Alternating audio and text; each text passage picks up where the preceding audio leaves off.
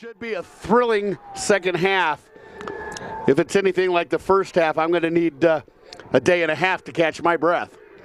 A little bit of an unexpected tally here at the end of the first half with an 11-9 lead by Davenport. But I'm sure Davenport was prepared for this. And now it's going to be up to them to hold on to the lead against this very potent offense from Grand Valley. Grand Valley and Max Bealby win the faceoff. Bealby double teamed on the far side of the field. He kicks it off to Jeff Alexander. Alexander drops it for Walters. Walters is going to cycle the offense from the near side. Doomsa, just behind goal line extended, kicks it up top. That's Puba. Invert on the offense.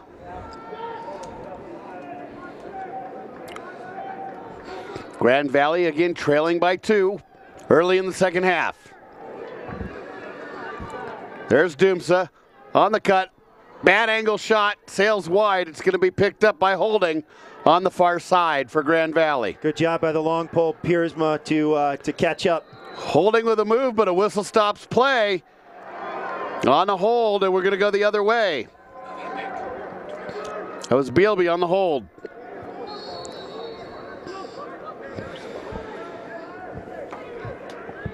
We're going the other way. That's Piersma on the far side of the field for Davenport, or near side of the field for Davenport. He kicks it off to Samuel. Samuel on the clear for Davenport. Works it up top to Cross. To Samuel. Great ball movement for Davenport. Great, even better defense for Grand Valley. That was Jake Seiler with the strip. Now we've got a fight for the ground ball, and it's won by Rietzmeyer. Rietzmeyer's pass errant. Ultimately going to be picked up at the top by Keyworth. Keyworth's pass can't find his cutter. We're going the other way. Dan McDonald, 6 foot, 190-pound midfielder from Plymouth, Michigan. Little bit of sloppy transition there by Davenport.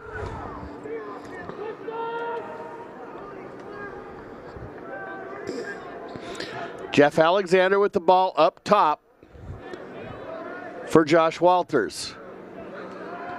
Walters working the ball down low.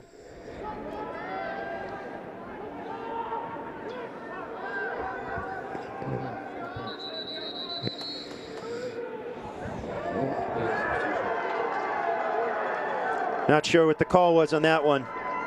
Nevertheless, it goes over to Davenport.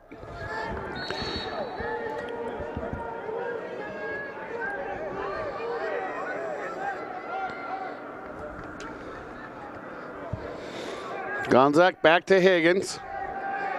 Davenport program only been in existence for 4 years, and they spent the last 2 playing in the semifinals. Beer has it to Rietzmeyer.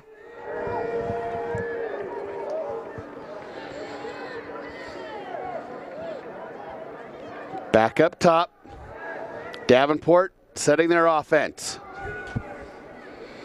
That was Beer on the near side, down low behind the cage to Rietzmeyer.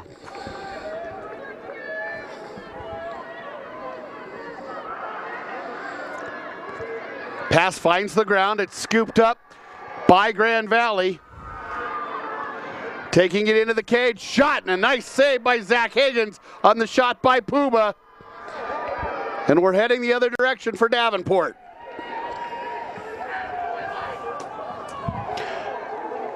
Jordy Sayers.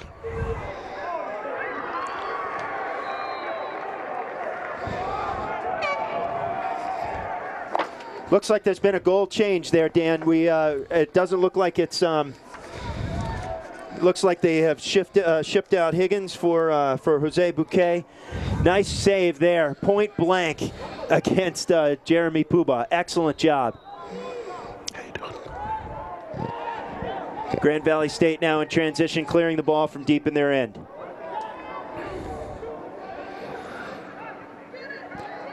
Big save by the freshman goaltender there. Let's see if that ignites this defense. That's Walters.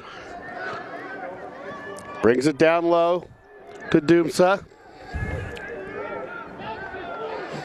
Doomsa setting the offense.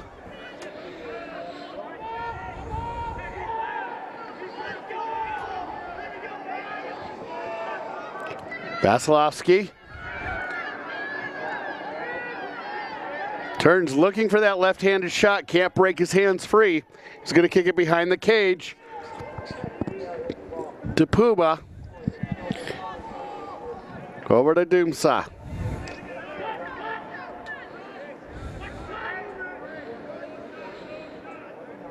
Good matchups by Davenport right now. It looks like they have the matchups they need.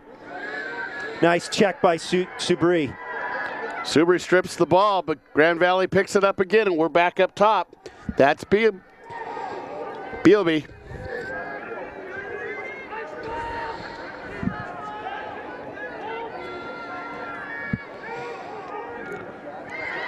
Doomsa's shot, saved by Bouquet.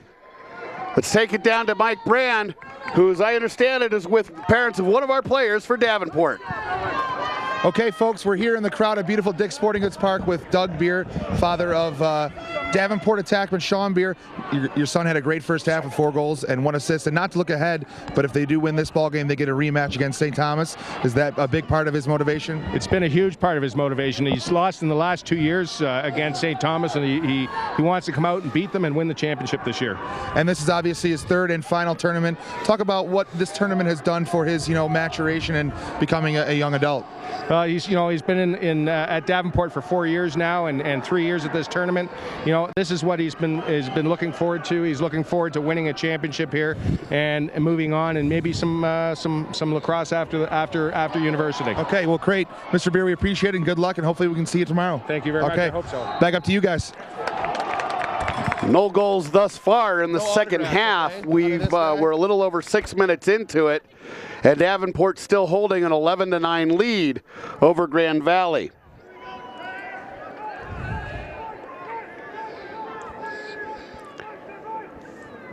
At the top is Keyworth.